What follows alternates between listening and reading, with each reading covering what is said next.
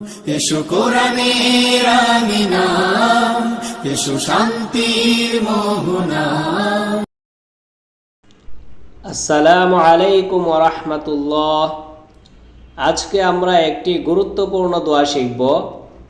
দোয়াটি হচ্ছে শয়তানের প্ররোচনা থেকে মুক্তি লাভের দোয়া।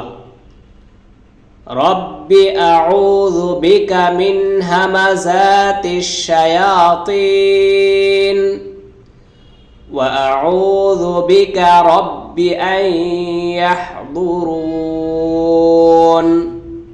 অর্থ, হে আমার প্রভু, আমি আপনার কাছে শয়তানের প্ররোচনা থেকে আশ্রয় চাই এবং আশ্রয় চাই আমি আপনার কাছে শয়তান আমার নিকট উপস্থিত হওয়া থেকে। সূরা আল মুমিনুন আয়াত ৯৭-৯৮।